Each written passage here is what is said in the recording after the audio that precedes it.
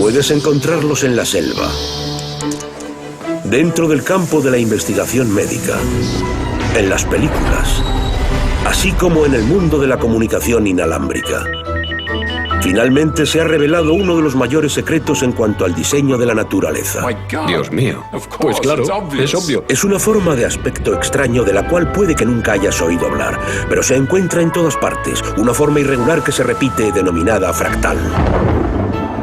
Ocurre constantemente dentro de la biología. Son soluciones que la selección natural ha planteado una y otra vez. Los fractales se encuentran en nuestros pulmones, riñones y vasos sanguíneos.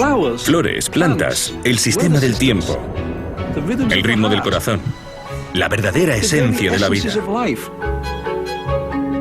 Fue obra de un matemático inconformista descubrir cómo funcionaba.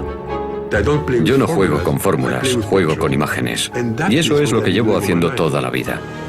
Lo suyo fue un desafío audaz frente a siglos de viejas suposiciones acerca de las diferentes formas que adoptaba la naturaleza.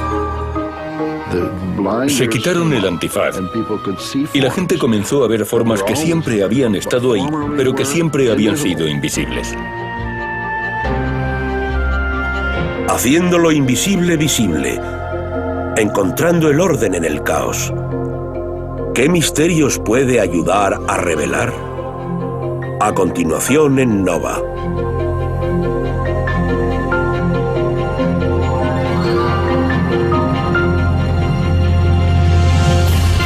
Dimensión oculta.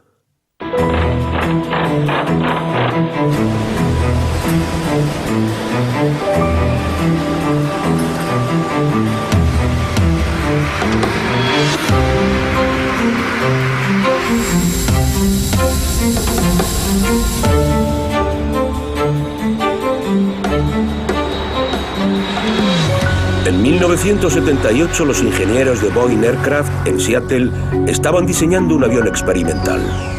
Cosas exóticas con 2 alas, 2 colas o 2 fuselajes. Cosas extrañas, porque quién sabe, podría funcionar. Un joven experto en informática llamado Loren Carpenter les estaba ayudando a visualizar la apariencia de los aviones en vuelo.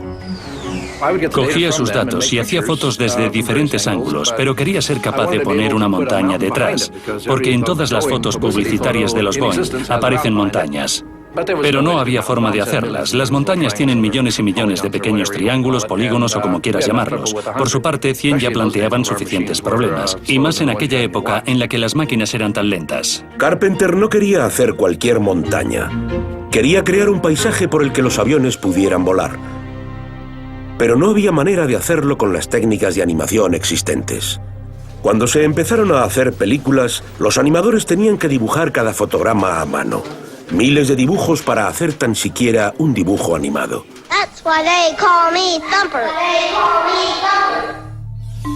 Pero eso fue antes de que Loren Carpenter descubriera la obra de un matemático poco conocido llamado Benoit Mandelbrot. En 1978 descubrí en una librería el libro de Benoit Mandelbrot, Los objetos fractales, forma, azar y dimensión, que hablaba de la geometría fractal en la naturaleza. Me lo llevé y lo leí 2 veces, hasta la última palabra, incluso las notas a pie de página y las referencias. En su libro, Mandelbrot decía que muchas de las formas de la naturaleza podían ser descritas de forma matemática como fractales, una palabra que él inventó para definir formas fragmentadas o aparentemente irregulares.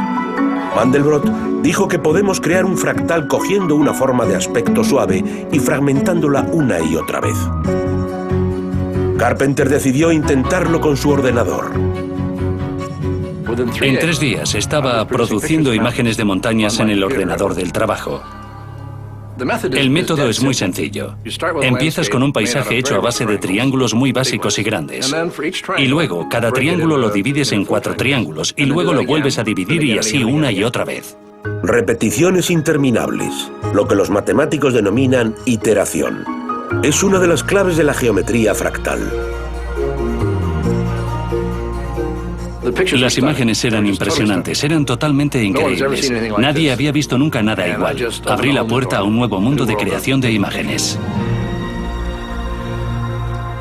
Llegó al ordenador y toda la comunidad gráfica se entusiasmó con los fractales porque de repente resultaban sencillos de hacer, de modo que todo el mundo empezó a hacerlos. Carpenter pronto dejó los Boeing para unirse a la película de Lucas, donde en lugar de crear montañas, inventó un planeta completamente nuevo para Star Trek II, la ira del Khan. Era la primera vez que se creaba una escena completamente por ordenador en una película.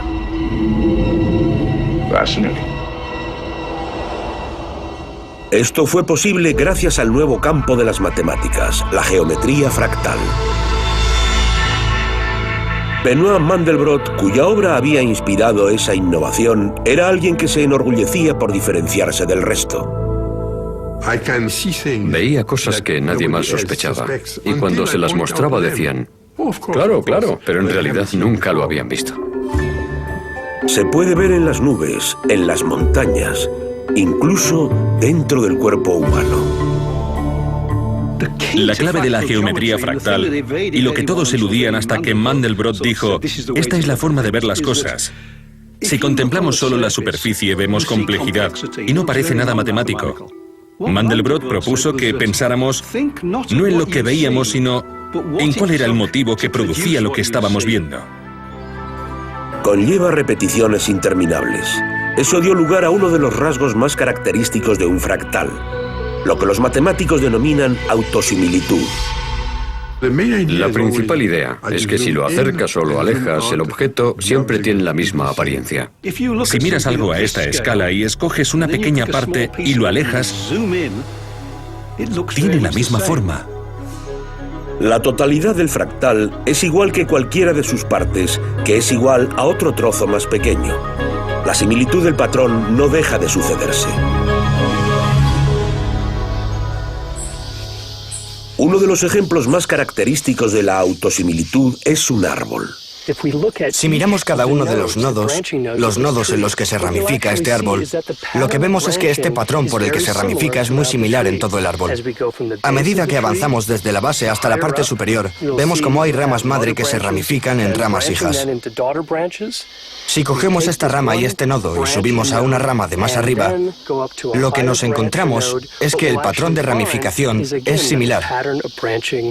Una vez más, este patrón de ramificación se repite a lo largo del árbol, hasta la parte superior, donde se encuentran las hojas. Nos encontramos la autosimilitud en todas partes, desde el tallo del romanesco a la superficie lunar, hasta las arterias que transportan la sangre por nuestro cuerpo. Pero la fascinación de Mandelbrot con estas formas de aspecto irregular le llevó a ponerse completamente en contra de siglos de tradición matemática. Dentro del campo de la ciencia y de las matemáticas, la suavidad lo era todo. Yo lo que hice fue descubrir la rugosidad con el fin de que se investigara. Utilizamos las matemáticas para construir las pirámides, para levantar el Partenón. Empleamos las matemáticas para estudiar el movimiento regular de los planetas, etc. Nos acostumbramos al hecho de que ciertos patrones eran matemáticos, patrones arquitectónicos, principalmente patrones de estructuras hechas por humanos donde había líneas rectas, círculos y perfectas formas geométricas. La idea principal que subyace a las matemáticas clásicas es que todo es extremadamente regular. Es decir, todo se reduce a líneas rectas. Círculos, triángulos, Superficies planas, pirámides, tetraedros, icosaedros, dodecaedros. Bordes suaves. Las matemáticas clásicas están diseñadas para estudiar el mundo que hemos creado, las cosas que hemos construido por medio de las matemáticas clásicas. Los patrones de la naturaleza, los elementos que ya estaban ahí antes de que nosotros llegáramos al planeta, los árboles, las plantas, las nubes, el sistema del tiempo, todo eso es ajeno a las matemáticas. Hasta los años 70, cuando Benoit Mandelbrot introdujo su nueva geometría. Mandelbrot llegó y dijo, oye, solo tenéis que mirar los patrones de la naturaleza de la forma correcta y podréis aplicar las matemáticas. Hay un orden bajo el aparente caos. Podéis crear fórmulas que describan las nubes, las flores y las plantas. Es solo que son otro tipo de fórmulas, lo cual nos conduce a un tipo diferente de geometría.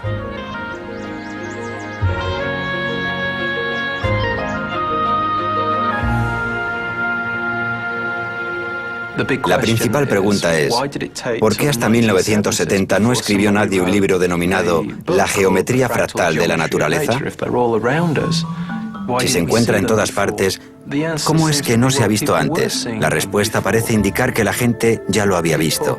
La gente claramente reconocía esta cualidad repetitiva de la naturaleza. Personas como el gran artista japonés del siglo XIX, Katsushika Hokusai. Si miramos detenidamente, vemos una sombra sobre la nube del monte Fuji.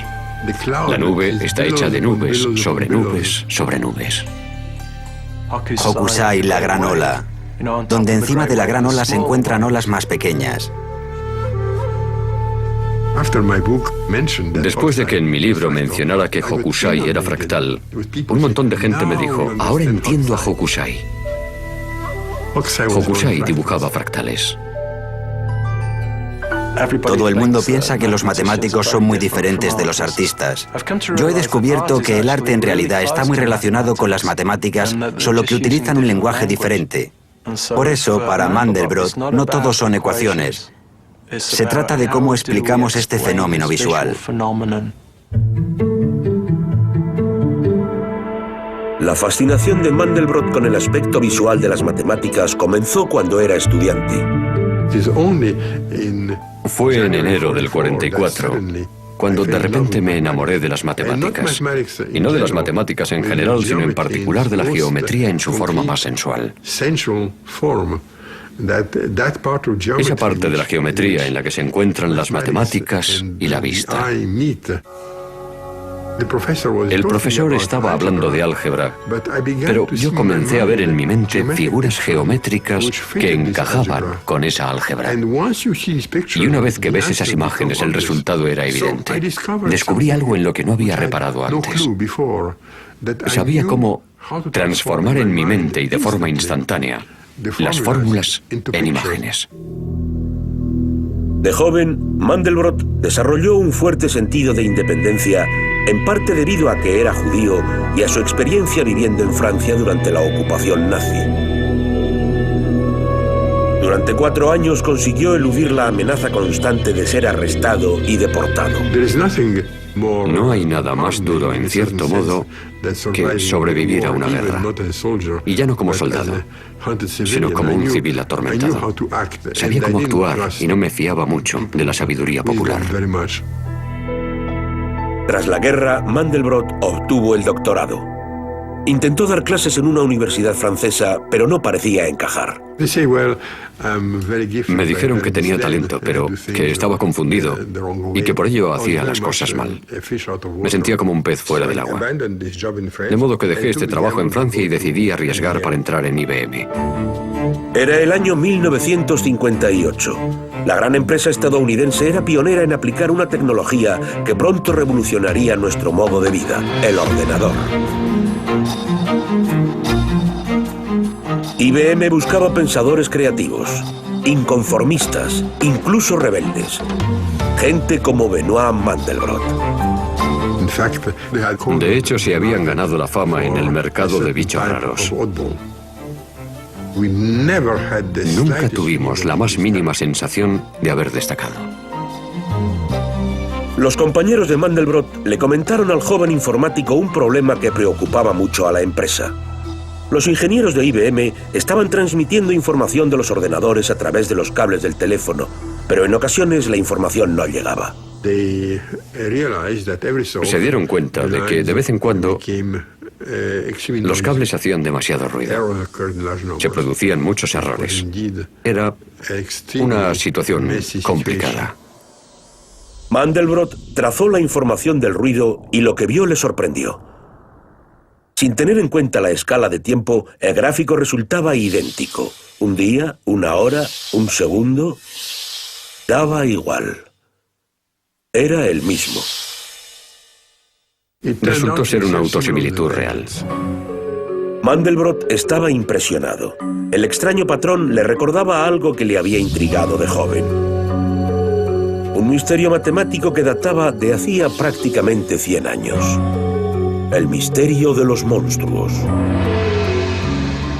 En realidad la historia comienza a finales del siglo XIX. Los matemáticos habían puesto por escrito una descripción formal de cómo debía ser una curva. Pero dentro de esa descripción había más cosas, elementos que satisfacían la definición formal de lo que era una curva, pero que eran tan raros que ni siquiera podían dibujarlos o pensar en dibujarlos. Eran vistos como monstruos o cosas más allá de lo real. No eran líneas, ni siquiera nada parecido. No eran círculos, era algo muy extraño. El matemático alemán Georg Cantor creó el primero de estos monstruos en 1883. Cogió una línea recta y dijo, voy a dividir esta línea en 3 partes. Elimino el tercio interior, por lo que solo me quedan 2 líneas en cada extremo. Luego cojo esas 2 líneas, elimino el tercio interior y lo vuelvo a hacer. Y así sucesivamente. Mucha gente podría pensar, bueno, si voy eliminando elementos al final no me quedará nada, pero este no es el caso. No queda solo un punto ni 2, quedan infinidad de puntos. Si acercamos el conjunto de Cantor, el patrón sigue siendo el mismo. Se parecía mucho a los patrones de ruido que Mandelbrot había visto en IBM. Otra forma extraña fue presentada por el matemático sueco Helge von Koch.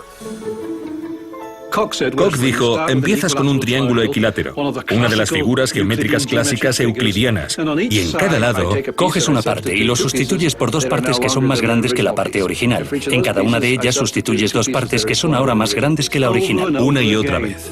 Obtienes la misma forma, pero ahora cada línea tiene un pequeño triángulo. Y lo vuelvo a romper una vez más y otra vez más. Cada vez que lo rompo, la línea se hace más larga. Cada iteración, cada ciclo, añade otro pequeño triángulo.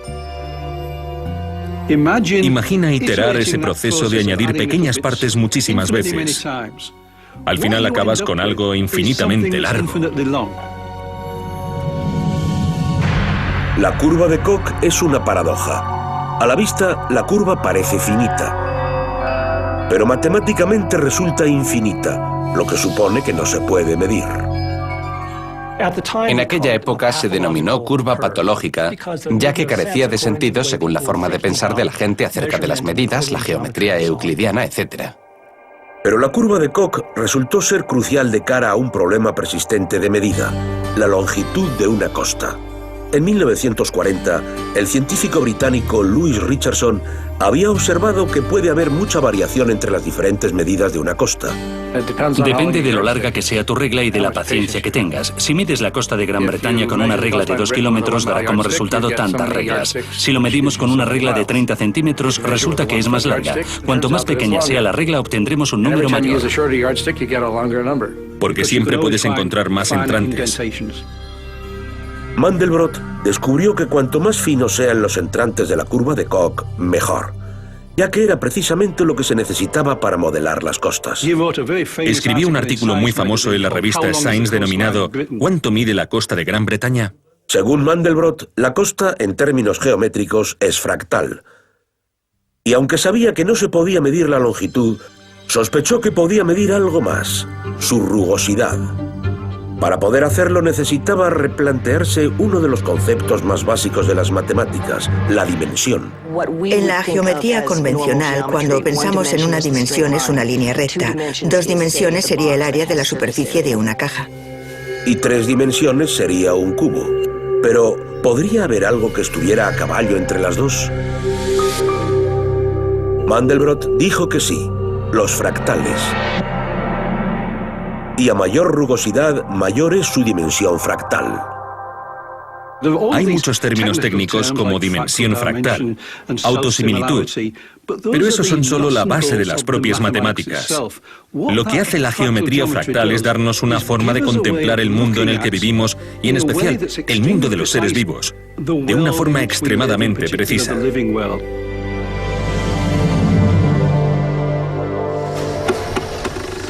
La innovadora forma de pensar de Mandelbrot fue gracias al entusiasmo que mostraba ante las nuevas tecnologías.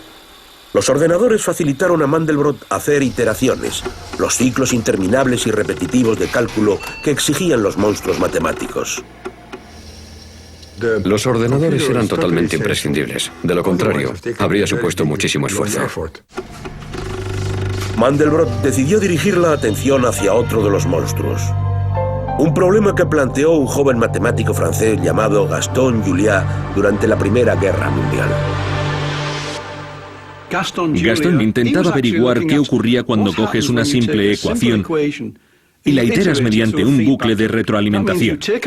Eso significa que cogemos un número, lo introducimos en la fórmula y sacas otro número. Coges ese número, de vuelta al principio y lo introduces en la misma fórmula. Sacas otro número y lo iteras y así una y otra vez. La pregunta es, ¿qué pasa cuando se itera muchas veces? La serie de números que se obtienen se denomina conjunto, el conjunto de Juliá. Pero haciéndolo a mano no había forma de saber cómo quedaba todo el conjunto.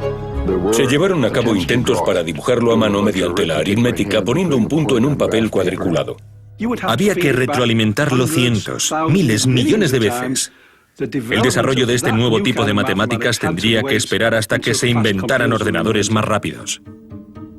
En IBM, Mandelbrot hizo algo que Juliá nunca pudo hacer: utilizar un ordenador para realizar las ecuaciones millones de veces. A continuación, transformó los números del conjunto de Juliá en puntos en un gráfico. Mi primer paso fue dibujar mecánicamente un gran número de conjuntos de Juliá. No solo un dibujo, sino cientos de ellos. Esas imágenes hicieron que Mandelbrot llevara a cabo un gran avance. En 1980 creó su propia ecuación, una que combinaba todo el conjunto de Juliá en una sola imagen.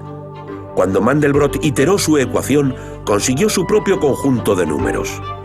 Dibujados en el ordenador, eran como una especie de mapa de carreteras de todo el conjunto de Juliá. Pronto se convirtió en el emblema de la geometría fractal, el conjunto de Mandelbrot. Se cruzan en determinadas zonas y tiene una especie de ya sabes. Y tiene pequeñas espirales que lo conforman. Es una cosa negra parecida a un escarabajo que se arrastra por el suelo. Caballitos de mar. Dragones. De hecho, algo parecido a mi pelo. Mediante esta misteriosa imagen, Mandelbrot estaba planteando un desafío audaz a ideas que venían de largo acerca de los límites de las matemáticas. Se quitaron el antifaz y la gente comenzó a ver formas que siempre habían estado ahí, pero que siempre habían sido invisibles. El conjunto de Mandelbrot es un gran ejemplo de lo que se puede hacer en la geometría fractal. Al igual que el círculo, era el arquetípico ejemplo de la geometría clásica.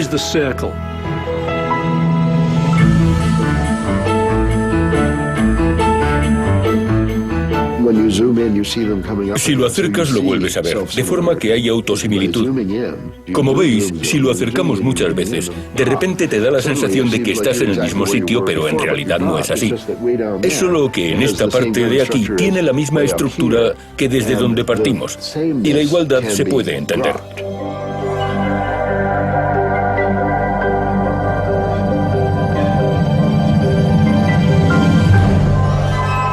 Las imágenes cautivadoras de Mandelbrot impulsaron una moda pasajera en el mundo de la cultura popular. De repente esto parecía un incendio forestal. Todo el mundo quería tenerlo.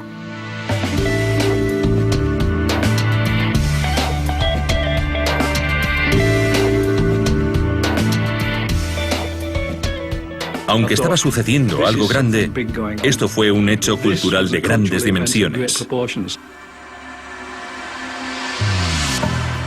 A finales de los 70, Jane Barnes había impulsado un negocio de diseño de ropa masculina. Cuando empecé con mi negocio en el 76, yo hacía las telas a la vieja usanza, sobre papel cuadriculado y tejiéndolas sobre un pequeño telar.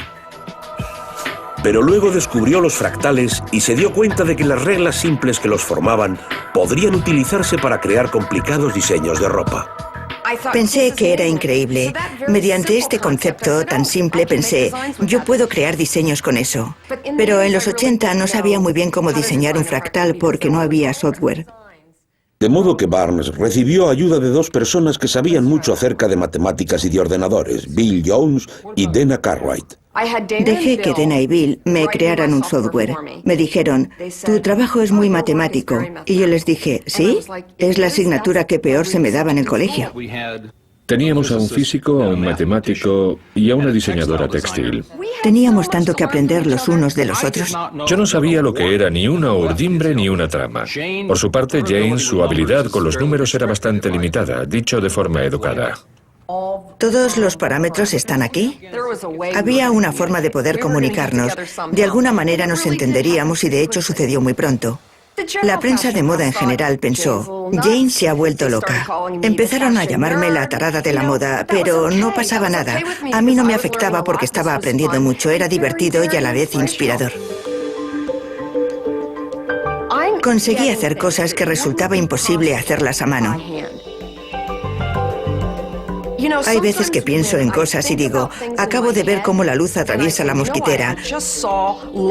Mira el patrón de moiré que está dibujando en el suelo. ¿Puedo dibujarlo? De ninguna manera, pero puedo describírselo a mi matemático. Esto me recuerda, él me envía el generador para que lo pruebe. Y yo me siento ante el ordenador y digo, a ver qué ha estado haciendo. Tengo parámetros que puedo manejar. Los pulso y digo, vaya, no es para nada lo que me imaginaba, pero es genial.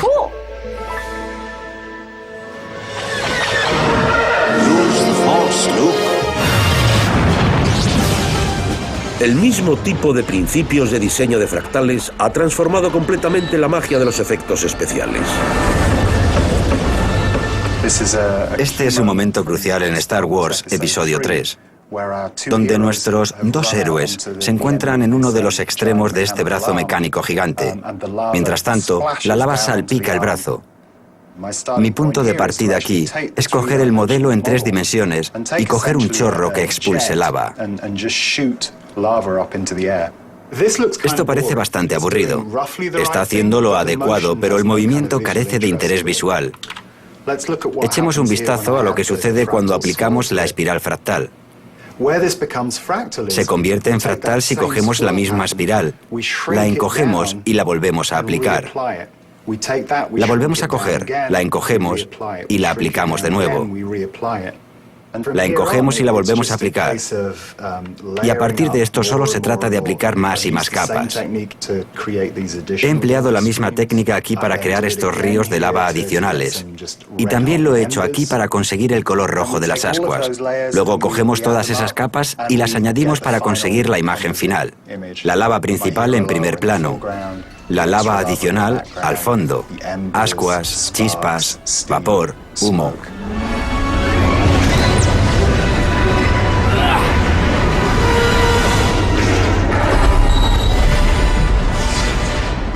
Diseñadores y artistas de todo el mundo aprueban el potencial visual de los fractales.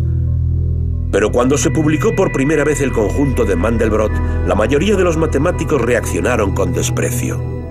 En el Mathematical Intelligencer, una revista de chismorreo para matemáticos profesionales, no dejaban de sucederse artículos diciendo que él no era un matemático, que era un mal matemático, que eso no eran matemáticas y que la geometría fractal no servía para nada. La vista había sido desterrada de la ciencia, había sido excomulgada. Sus compañeros, y en especial sus amigos matemáticos, a los cuales él respetaba, le dieron la espalda. Porque te acostumbras a un mundo que has creado y en el que vives. Y los matemáticos se han acostumbrado a ese mundo de suaves curvas en el que pueden hacer cosas. Estaban aferrados al viejo paradigma, cuando Mandelbrot y otros pocos estaban muy por delante, abogando por un nuevo paradigma.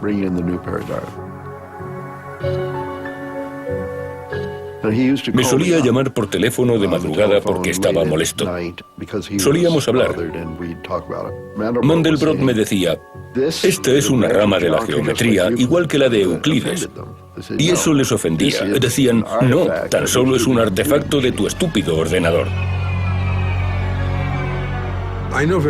Sé que existe el rumor de que los fractales son imágenes bonitas, pero que no sirven para nada. Bueno, es un rumor totalmente ridículo.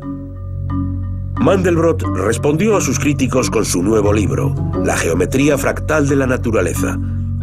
Estaba repleto de ejemplos de cómo sus ideas podían ser aplicadas a la ciencia.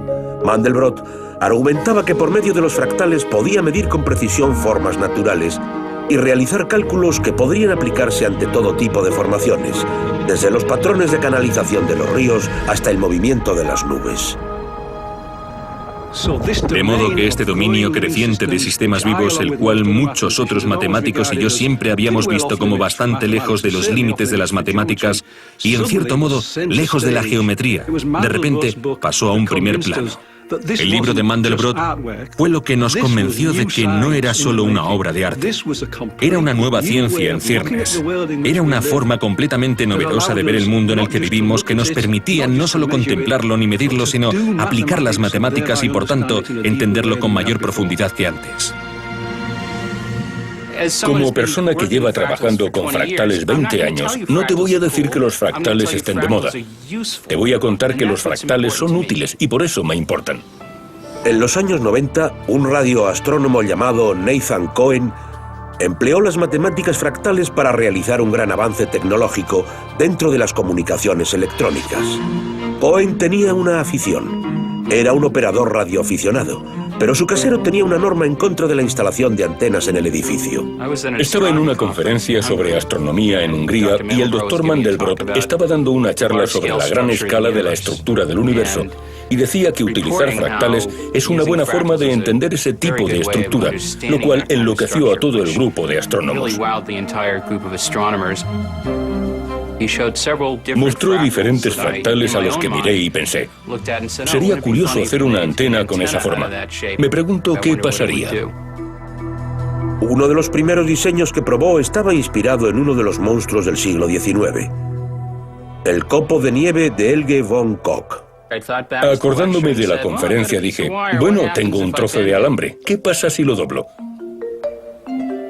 Tras doblarlo, lo enganché al cable y a mi radio de aficionado, y me quedé bastante sorprendido al comprobar que funcionó desde el primer instante. Funcionaba muy bien. Y descubrí que, para mi sorpresa, podía hacer la antena mucho más pequeña si usaba el diseño fractal. Fue una forma interesante de escabullirme del casero. Los experimentos de Cohen pronto le llevaron a otro descubrimiento. Utilizando el diseño fractal no solo conseguía antenas más pequeñas, sino que le permitía recibir un rango mayor de frecuencias. Usando fractales de forma experimental, conseguí una antena con un ancho de banda amplio, lo que me llevó a preguntarme, ¿por qué sucede esto? ¿Qué tiene la naturaleza que te pide que utilices los fractales para llegar hasta aquí? El resultado de este trabajo era un teorema matemático que demostraba que si quieres conseguir que algo funcione como una antena sobre un rango muy amplio de frecuencias, se requiere autosimilitud. Tiene que tener una forma fractal para que funcione. Y esa es la solución exacta. No se puede decir que haya una sola forma de hacerlo. Se obtuvo matemáticamente. Fuimos capaces de demostrar que era la única técnica que se podía emplear para llegar hasta aquí. Cohen llevó a cabo este descubrimiento en una época en la que las compañías de teléfonos móviles se enfrentaban a un problema. Estaban ofreciendo los últimos adelantos a sus clientes, Bluetooth, walkie-talkie y Wi-Fi, pero cada uno de ellos actúa con una frecuencia diferente. Tienes que ser capaz de utilizar todas esas frecuencias y tener acceso a ellas sin 10 gruesas antenas que salgan a la vez. El resultado podría ser que el teléfono acabe pareciéndose a un puercoespín, pero la mayoría de la gente no quiere llevar un puercoespín. Hoy en día las antenas fractales se utilizan en decenas de millones de teléfonos móviles, así como en otros dispositivos con comunicaciones inalámbricas de todo el mundo. En los próximos 10, 15 o 20 años vamos a tener que usar fractales, ya que es la única manera de conseguir costes más bajos y menor tamaño para todas las complejas necesidades de telecomunicaciones que tenemos. Una vez que te das cuenta de que un astuto ingeniero usaría fractales en muchísimos contextos, comprenderás mejor por qué la naturaleza, que es más sabia, lo emplea de tantas formas. Ocurre constantemente dentro de la biología. Son soluciones a las que la selección natural ha llegado una y otra vez. Un claro ejemplo, los ritmos del corazón. algo que un cardiólogo de Boston, Arie Goldberger, llevaba estudiando toda su vida profesional. La noción de que el cuerpo humano y el universo son una máquina se remonta a la época de Newton. Así que de algún modo somos máquinas, mecanismos, el latido del corazón es este cronómetro. Al parecer Galileo usaba su pulso para cronometrar el balanceo del movimiento pendular. De forma que todo eso encaja con la idea de que el latido normal del corazón sea como un metrónomo. Pero cuando Goldberger y sus compañeros analizaron los datos de cientos de personas, se dieron cuenta de que la vieja teoría era errónea. Esto es lo que utilizo para mostrar la serie de latidos de un sujeto sano. Como podéis observar, el latido del corazón no es constante. Fluctúa, y de hecho fluctúa mucho. En este caso, fluctúa entre 60 y 120 latidos por minuto. Los patrones le resultaban familiares a Goldberger, quien al parecer había leído el libro de Benoit Mandelbrot. Cuando trazas los intervalos entre los latidos, lo que vemos es muy parecido a los bordes rugosos de la cordillera que había en el libro de Mandelbrot. Las ampliamos, las extendemos y vemos que hay más de estas fluctuaciones sobre fluctuaciones. El latido de un corazón sano resulta que posee una arquitectura fractal. La gente dice que esto no es cardiología, pero yo animo a que se hagan cardiólogos para poder comprobarlo. Da la casualidad de que sí es cardiología.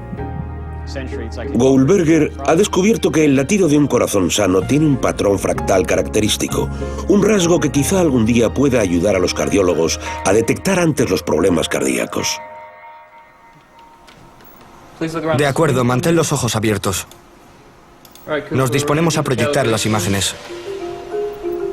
En la Universidad de Oregón, Richard Taylor ha encontrado la forma de emplear fractales para revelar los secretos de otra parte del cuerpo, el ojo. Lo que queremos hacer es ver lo que hace el ojo para permitirnos absorber tanta información visual.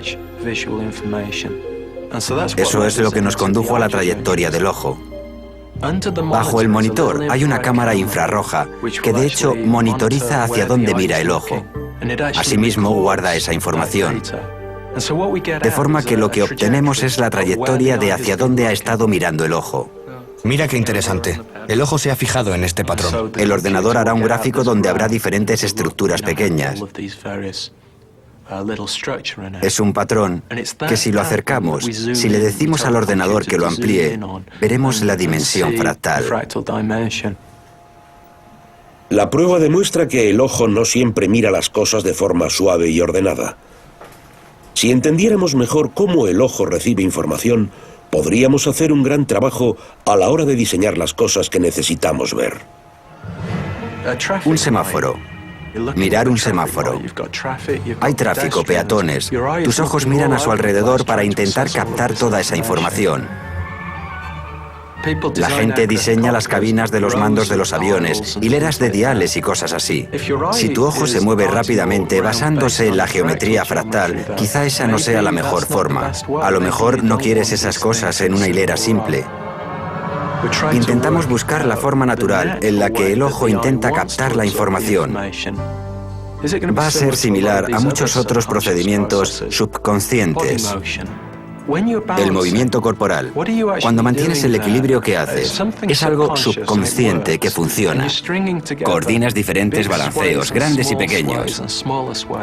¿Podrían todos estos estar conectados para conseguir hacer un patrón fractal?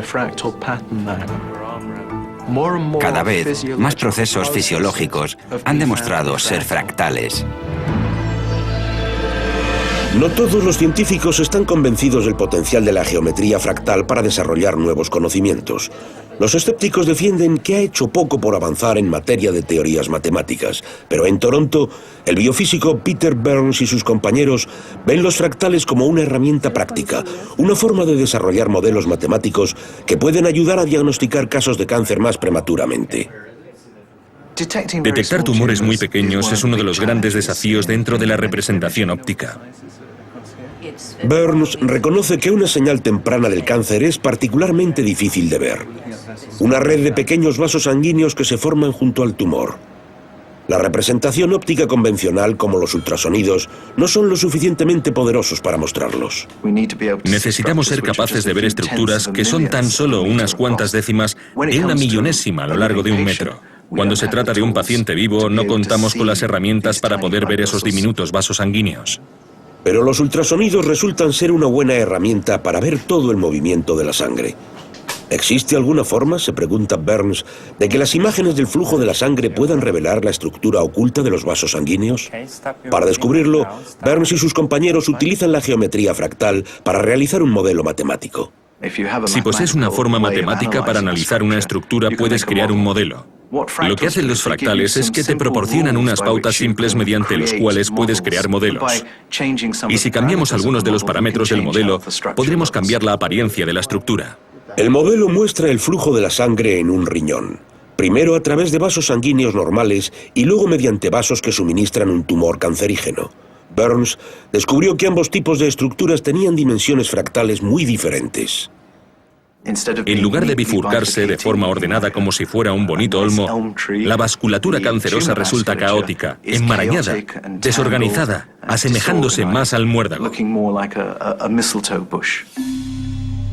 El flujo de la sangre a través de estos enmarañados vasos es muy distinto al flujo a través de los vasos normales.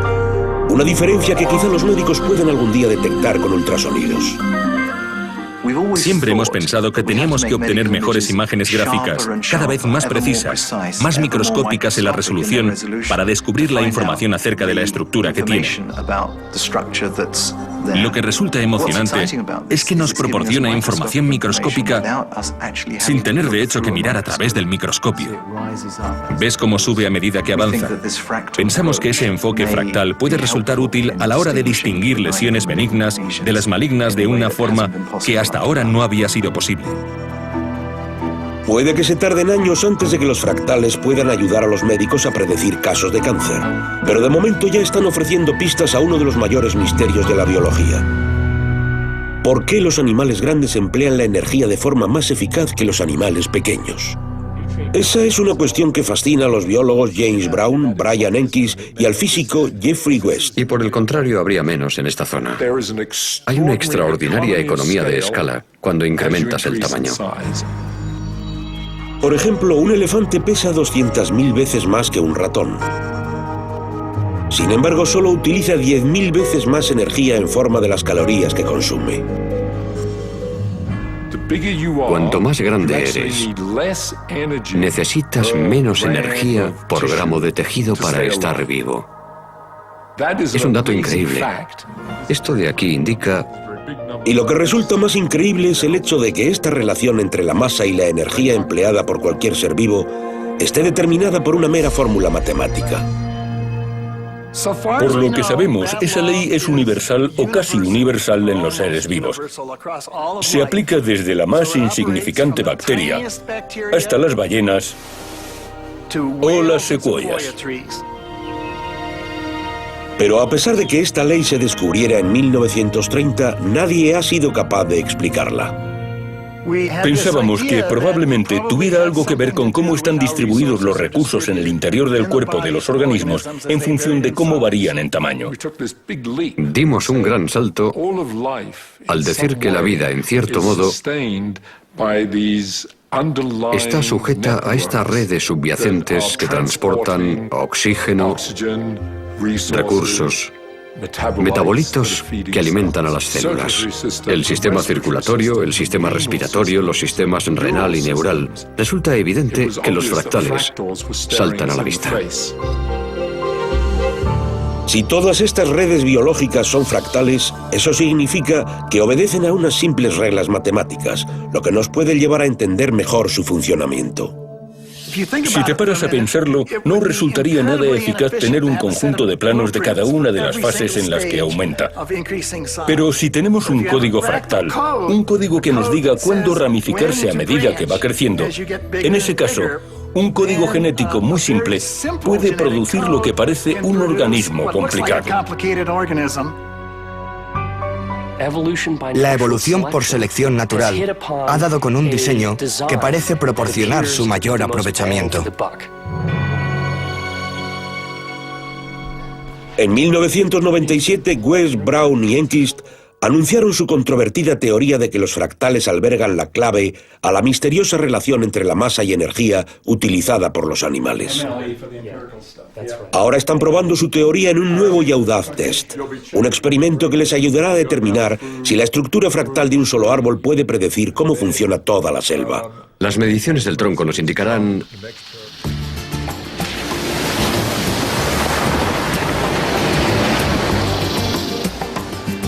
Enquist ha viajado a Costa Rica, a la provincia de Guanacaste, en la parte noroeste del país. El gobierno ha reservado más de 120.000 hectáreas en Guanacaste como área de conservación. Esta selva tropical, al igual que otras de todo el mundo, ejerce un papel fundamental a la hora de regular el clima del planeta, ya que absorbe el dióxido de carbono de la atmósfera. Si contemplamos esta selva, básicamente podríamos decir que respira. Si comprendemos la cantidad total de dióxido de carbono que absorben estos árboles, entonces podremos comprender mejor cómo esta selva finalmente regula la cantidad total de dióxido de carbono de la atmósfera. Con un número creciente de niveles de dióxido de carbono a nivel mundial, ¿cuánto CO2 puede absorber una selva como esta? ¿Qué importancia tiene a la hora de protegernos del calentamiento global que estamos experimentando? Enquist y un equipo de científicos norteamericanos opinan que la geometría fractal podría ayudar a la hora de resolver estos problemas. Van a empezar haciendo lo último que pensarías que haría aquí un científico: cortar una balsa. De todas formas, se está muriendo y además cuentan con el permiso de las autoridades. Christine, as soon as you know the height of that tree, we can actually figure out the approximate angle that we need to take it down on. Enganchar una cuerda en una de las ramas superiores ayudará a asegurar que el árbol caiga justo donde quieren. Very good, very nice.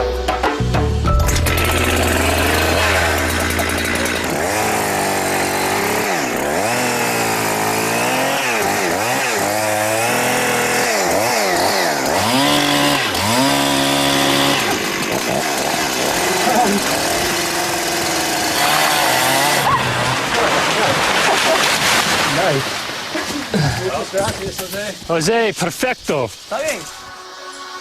A cortar aquí. A continuación, Enquist y sus compañeros se disponen a medir el ancho y la longitud de las ramas para saber su estructura fractal. 10.06. No, it's 8. 6.3.03. 6.08. 7 on the nose. También miden cuánto dióxido de carbono contiene una sola hoja, lo que les ayudará a averiguar cuánta cantidad es capaz de absorber todo el árbol. Si sabemos la cantidad de dióxido de carbono que puede absorber una hoja, esperemos que usando la regla de la ramificación fractal podamos saber cuánto dióxido de carbono es capaz de absorber el árbol. Su idea es pasar de este árbol a toda la selva.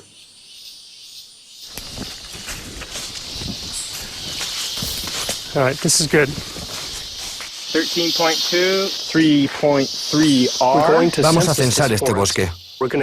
Vamos a medir el diámetro en la base desde los árboles más grandes hasta los más pequeños. De esta manera podremos hacer una muestra de la distribución de tamaños de la selva.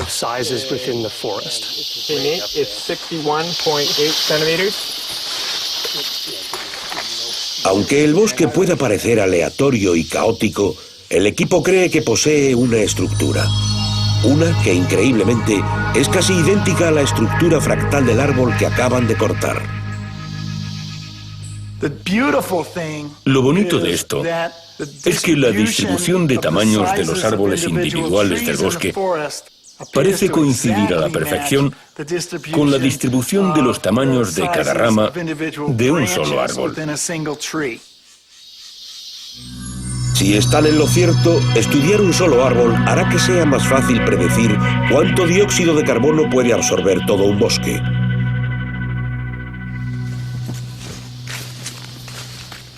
Cuando terminan aquí, cogen sus mediciones y regresan al campamento base para ver si están en lo cierto. Entonces esto sería el árbol, ¿no? Lo curioso es que si miras el árbol, ves que se repite el mismo patrón de las ramas entre los troncos del bosque. Genial. Tal y como lo habían predicho, el número relativo de árboles grandes y pequeños coincide con el número relativo de ramas grandes y pequeñas. Resulta increíble, son paralelos. La inclinación de la línea del árbol parece ser la misma que la del bosque. Entonces supongo que mereció la pena cortar el árbol. Sí, sin duda mereció la pena cortarlo. Hasta ahora, las mediciones obtenidas parecen apoyar la teoría de que un solo árbol puede ayudar a los científicos a evaluar cómo esta selva está ayudando a ralentizar el calentamiento global. Analizando los patrones fractales del bosque, nos ha permitido hacer algo que no podíamos haber hecho antes. Contar con una base matemática para luego predecir cómo el bosque en conjunto absorbe el dióxido de carbono. Por último, resulta importante para entender qué podría pasar con el cambio climático global. Durante generaciones los científicos han creído que lo agreste de la naturaleza no se podía definir matemáticamente. Pero la geometría fractal nos lleva a un entendimiento completamente nuevo que revela un orden subyacente determinado por unas meras reglas matemáticas. Lo que solía pensar durante mis caminatas por el campo era: son solo unos cuantos árboles de diferentes tamaños, los grandes aquí, los pequeños allá, dando la sensación de que es un desastre arbitrario y caótico, cuando en realidad posee una estructura extraordinaria. Una estructura que se puede trazar y medirse utilizando la geometría fractal. Lo que resulta realmente asombroso es que podemos traducir lo que vemos en la naturaleza en el lenguaje de las matemáticas. Yo sinceramente no creo que haya nada más bello que eso.